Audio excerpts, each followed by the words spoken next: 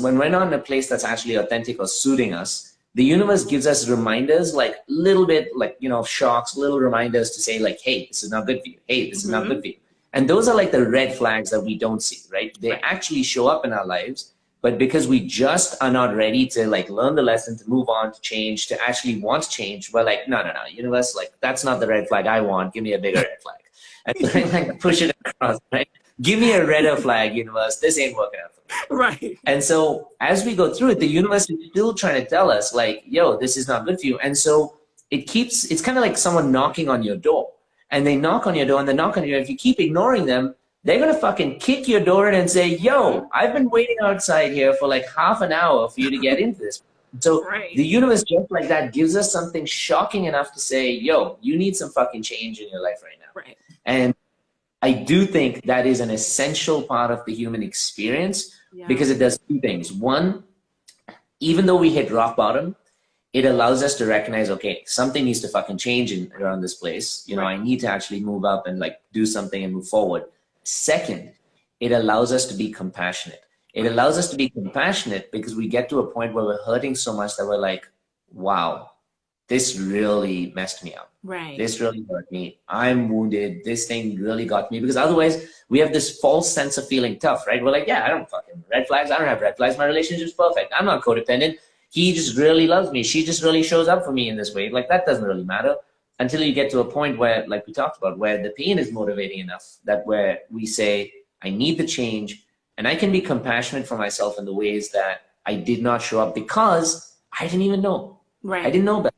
Absolutely. But now I do. So, you know, Imani, what would you recommend in your, you know, I think both of us, even though we're in the same field, we have different ways of reaching out for people to like to work through their healing. And so I'd love to ask you, what is something that you would recommend to the community? Because so many people out here to offer, you know, in terms of the healing. Yeah.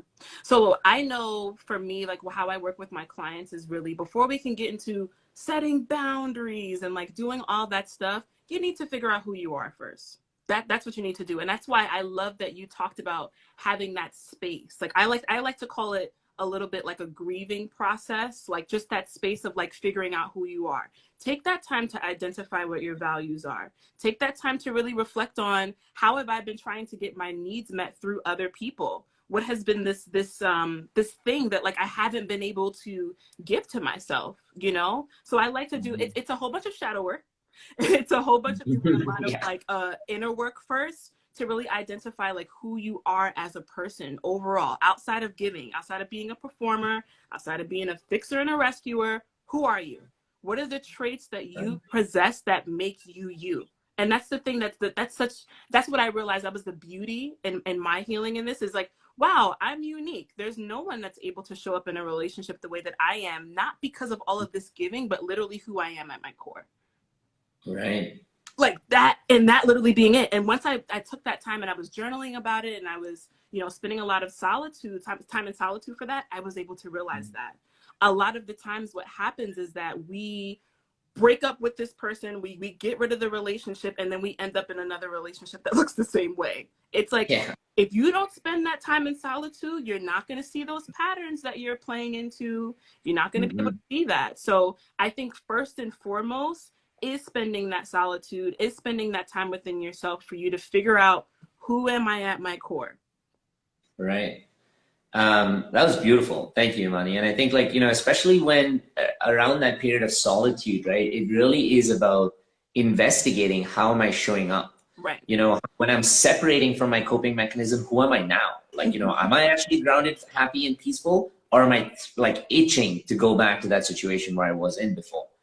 And so for us in our work, you know, in our space, when we take people through, especially around codependency, I mean, you know the work that we do, and we do a lot of reparenting. So for me, I focus on how reparenting can actually get people to recognize why they even show up in the way that they're showing up. So for example, for codependents, especially, you know, in a way that they need to people please, in a way they need to, you know, be the nurturer, provider, the supporter.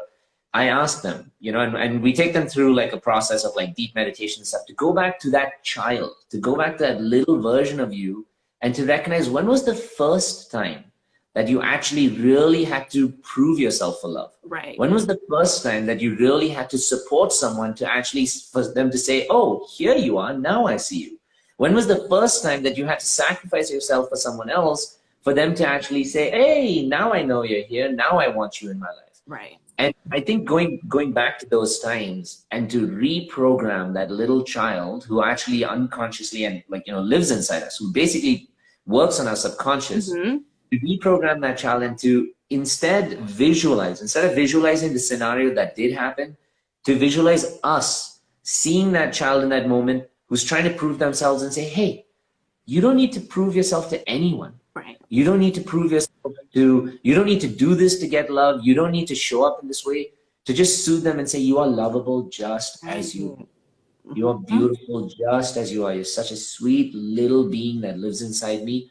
And to show this to you, not only am I going to visit you here through these meditations, through these moments and soothe you, but in my present moment, I am going to validate you. I am going to celebrate you just as you are. And I think this goes so much hand in hand in what you talked about, because we never, and this is so interesting, I was telling my students today, we never celebrate ourselves just as ourselves. Right. We always celebrate ourselves when we're in a relationship, when we're in a family, when we're in an association.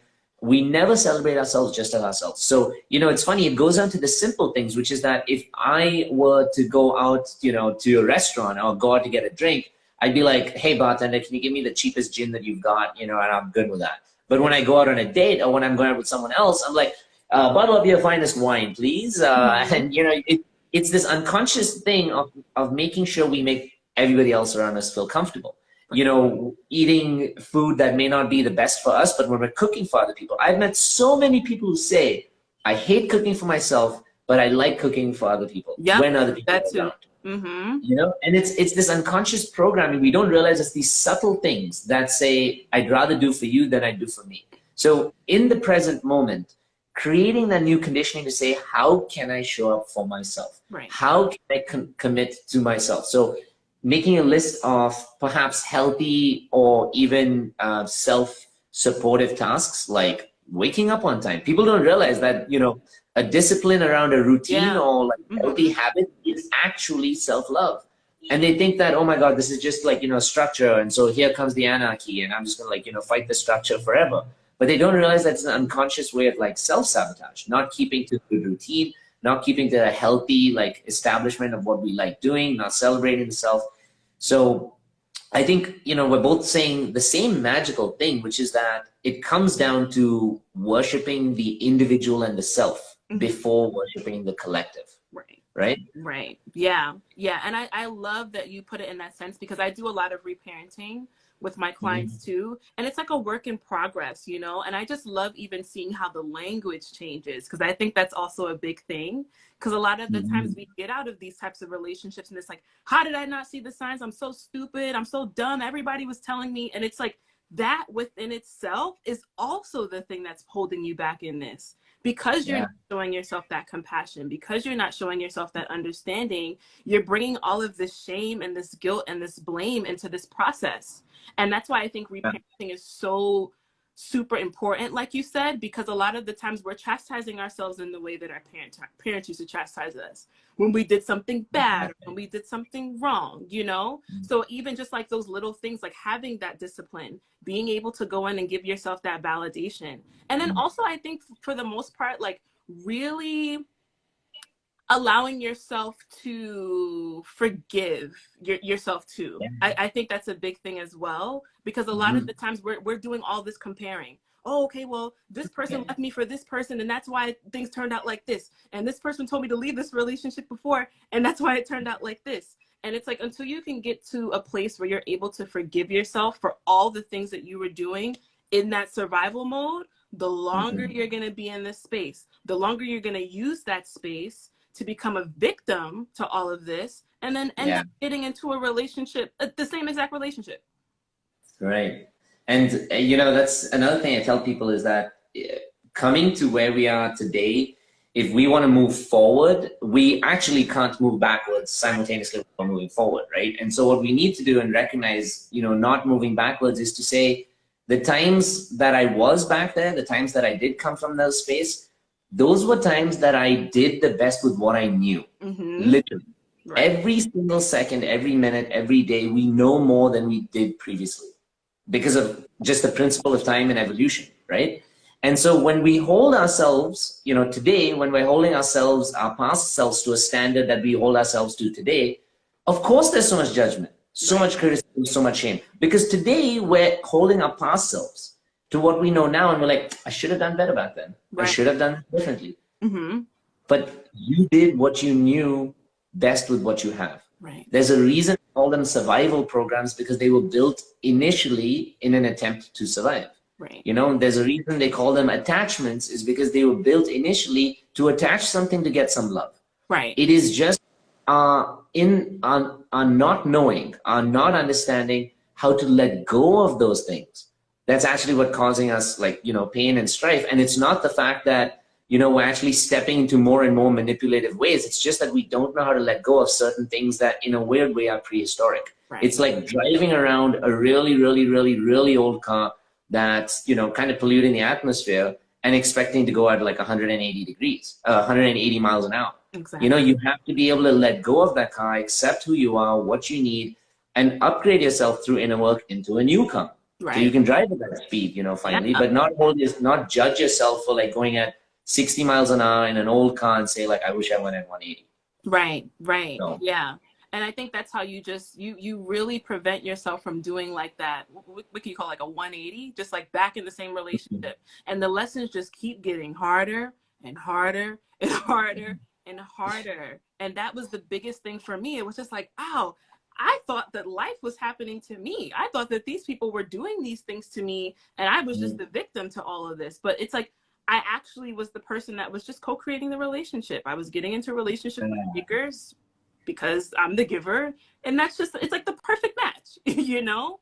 So I think also in regards to healing, that's when, once you can kind of like do that reparenting and you can kind of really figure out who you are at your core and what it is that you need, then you go in and you set the boundaries. Exactly. You know, like, I don't think that you can do the boundary work before figuring out who it is that you are. So the boundary work comes after that. And it's also, and it's a lot of what I think a lot of people don't talk about, it's setting boundaries with yourself. Like, it's not about, no, you can't do this to me, and no. It's not about kind of like drawing the line everywhere. It's about figuring out, okay, what is it that defines me? What am I able to tolerate in the relationship? What's the capacity that I'm able to show up? What am I not tolerating in the relationship, you know? So boundaries, simply all they do is they just define you. They just define you from another person. I may like kiwi, you may like apples, boundary. Right. And, you know, one of the definitions I really like about boundaries, which I use a lot to teach people, is that boundaries are not actually used to keep what's dangerous outside or to keep other people away outside. It's to keep what's valuable within. And so therefore, if you don't know what's valuable, you don't know how to draw a boundary. You can attempt your whole life to keep everything outside, but you don't know what you're protecting. You don't know, you just think you're protecting it against something, but what are you really protecting? You know, and so I think the establishment of like that understanding of who am I is a natural, you know, it's a natural ability to draw a boundary. You don't even need to draw a boundary when you fully understand who you are, because then you unconsciously separate from the things that no longer serve you, the things that don't align with who you are. Yeah. And so boundaries is important. The last piece that I want to talk about before we head off is compassion. And so I want to ask you, if there was a way that you could offer, you know, everybody watching here, a method to get in or to feel more compassionate about themselves, where they came from or what they were going through, what would you say or do or offer them? Yeah. So I think my answer is pretty similar to what it is that you were talking about, of like kind of going back to that inner child, like that part of you that maybe wanted some type of like validation or approval from your parents, and you had to do like all of this performing and stuff. So I know with my clients, one of the things I'll do is like, if I have a client that maybe has like a young child or something like that, like, you know, kind of like visualize that you're talking to like a child or like someone that you really care about that's very young. Like, how would you show them compassion? The way that you're speaking to yourself right now, would you speak to a friend or a family member or a loved one in that way?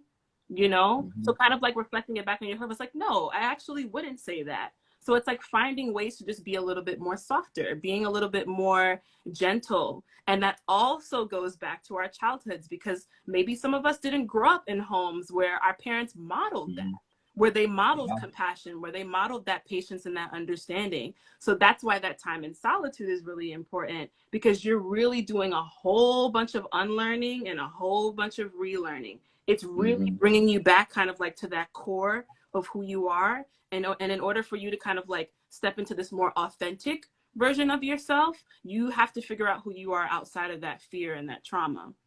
Right. So I really, I kind of like to do it in that way. Like, you know, think about like a young child. How would you speak to them? Think about someone that you Mm-hmm. really, really care about. How would you speak to them? And it's like, why is that not as important as you being able to kind of like give that to yourself? Right. Actually, I love that train of thought. And in fact, if I were to think of how I'd be able to offer someone compassion, one of the best ways I like to do it is to get into like a little bit of a meditative space, because I Mm-hmm. feel like at that point, you're now slowing down your brain waves and you're allowing yourself to just simply kind of let go and release. And so you're not like, high strung about your anxiety, but then you can actually see what happened. You can Right. see where you were, and you can see how hurt you were in those moments. You could see the pain that was there, and you could see how the pain motivated you to do some things that maybe you weren't proud of, maybe you weren't happy about, maybe that may not have served you in the long run, but you Right. can see the person that you were. If you like this video, click below to like, to share, to subscribe, to do all of those things, and follow this page, because we have so many more videos with this kind of magic, so to speak, inner work magic coming out. But make sure you like, follow, and subscribe. And more importantly, if you found value in this, share this with all your friends. Much love to you.